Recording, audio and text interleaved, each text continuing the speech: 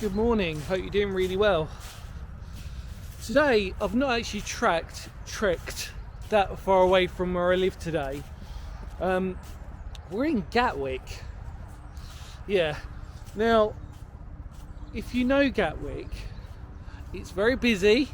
Obviously we've got an airport, and really there's no such thing as a quiet rural area of Gatwick except for where we are today.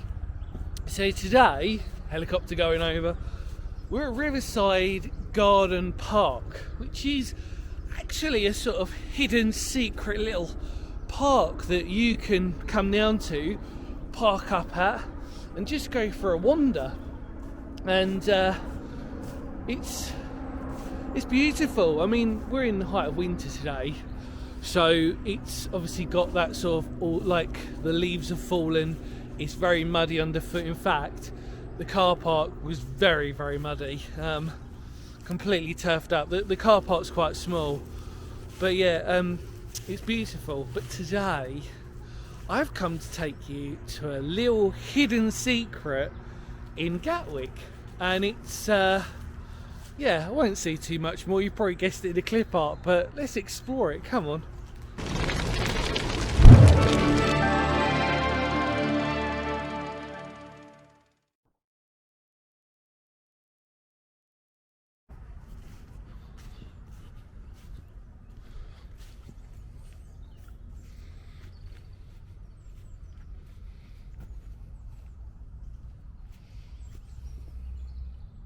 Hello everybody, welcome back. Wonder if you knew where I'm going today. I wonder if you guessed this. I wonder even if you visited this. It's really great for me on this channel because this is, like, I've never seen a condition of an air raid shelter like this before, and it's not necessarily in a good way, but it's still fascinating because I can sort of say, well, I now know what a really, really badly ruined air raid shelter looks like. Bit of back context before we start on this. So we're at Gatwick. Obviously we're in Riverside Garden Park, and originally this whole area would have been a race course, most of it, and it's namely Hawley that we're in.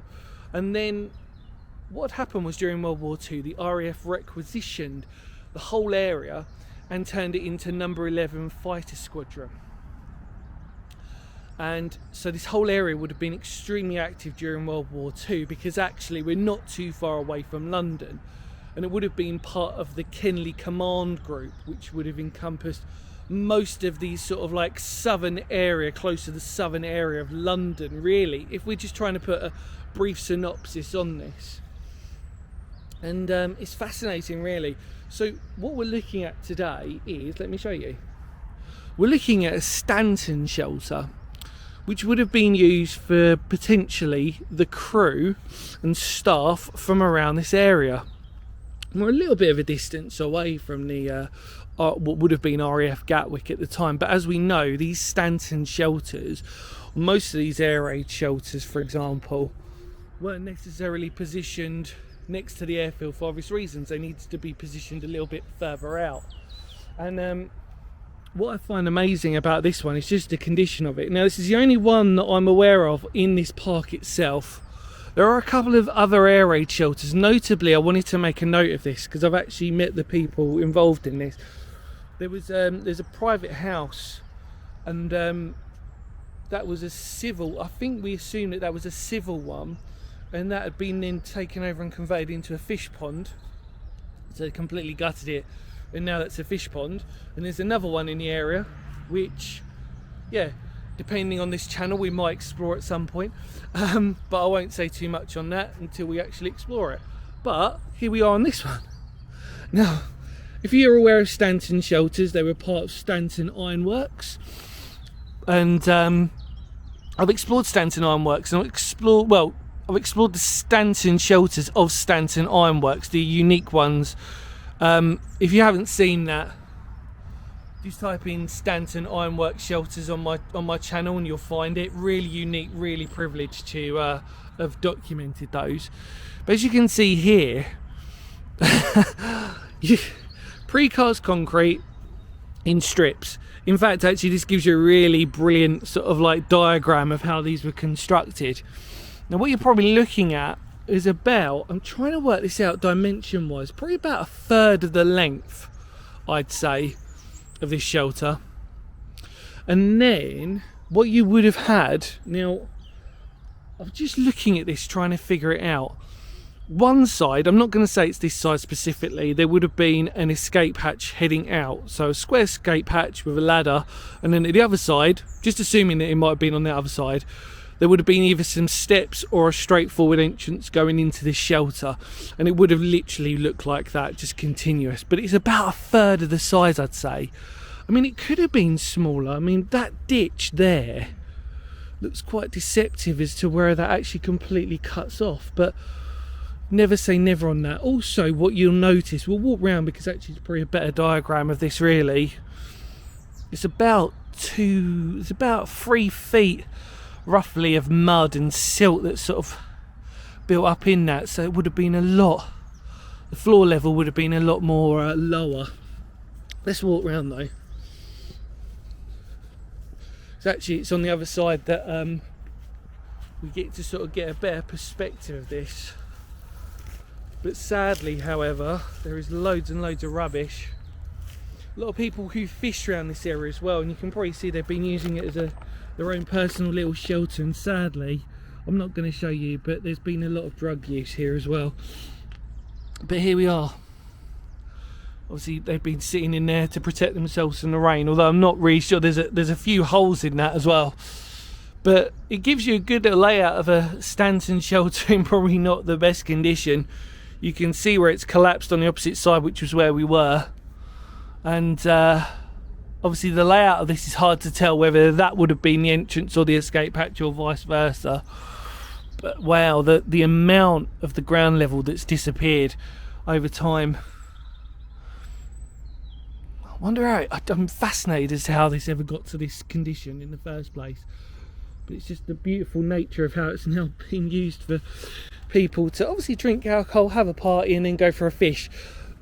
I'm not necessarily lumping everybody in who was fishing, who does all of that all at once. Just saying. But there we go. I've never seen anything like this in this condition before, so actually I can sort of say, although it's nothing left, it's still fascinating to see something like this. And it also, you know, it's a relic of RAF Gatwick, which, as we know, if you've ever flown or gone to Gatwick Airport, there's hardly anything really that survives of its World War II past. And again, like I said, just beyond here would have been the racecourse. Originally would have been the racecourse pre-Gatwick Airport. But I find this whole area so strange because it's like, this is a little bit of like nature in the middle of a sort of really heavily suburbanised area. Obviously we're near Crawley as well, Crawley Down. Yeah, it's interesting. I mean, the amount of times I've sort of driven around this area before, but I still it's not my cup of tea, this area, and I think most people would probably agree. I mean, it's noisy, there's planes going on over the head. Obviously you can hear the noise of the main road. I think that's actually the motorway. I'm trying to work it out from where I'm so lost on my directions here. But yeah, nice little relic of a Stanton shelter. Cool, can you imagine? Unfortunately though, however, as I mentioned before, the amount of litter that's here as well. These sites will probably become more common in futures, well, not too far away in the future, and generations of kids might not even appreciate these types of things, especially in the condition of this. And I'll make a really good point to you on this. If I walk around back where I was, let's try and go around. See, it's a perfect time for me to come here really, because it's obviously not heavily overgrown. But there you go, you can see there's huge holes in that. I mean, I don't know how it ever got to that condition. I mean, it's I mean, in its own right, it tells its own unique story, doesn't it, really?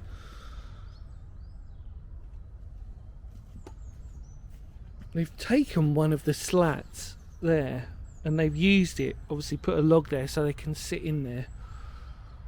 So interesting. Like I said, from what I'm aware of, I don't think there's any others that are around here, Stanton shelters. I did have a brief look, but it's so overgrown that, you know, I mean,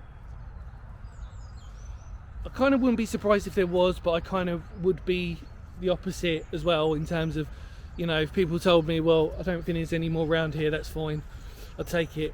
I can't imagine there being any more around this area. There should have been, but I can't imagine. I mean, especially in the state of this one, the condition of this. See, all of the rivets to hold each individual slot have been removed as well. I find that so interesting. Most of the metal has been taken away and removed. And again, you question, why would they do that? I'll have one more look inside and then we'll call it there. Oh, it's not really much else. I've given you most of the history about it. There you go. Look at that.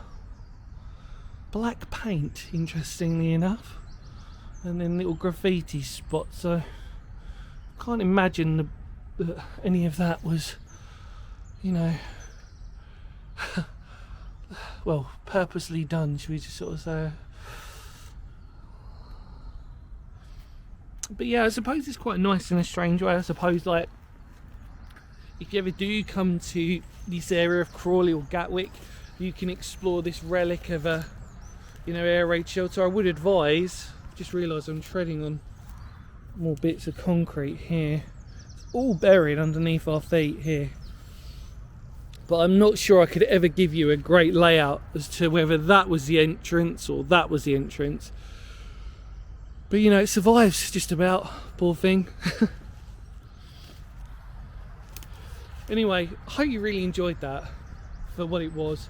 And it really is, if we wanted to sort of put a moral spin on it, it really just gives us this sort of notion that obviously our history does disappear at a rapid rate these days.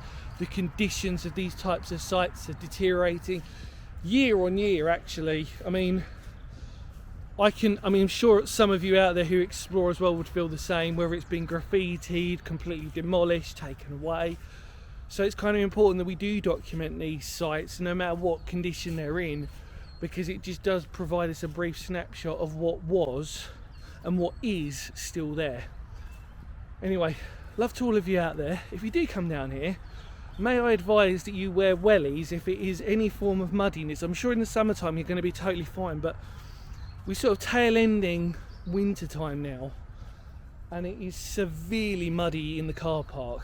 But I would like to say I've already gone for a walk around here first, and it is really well worth the walk and surprisingly really busy. And the car park is free.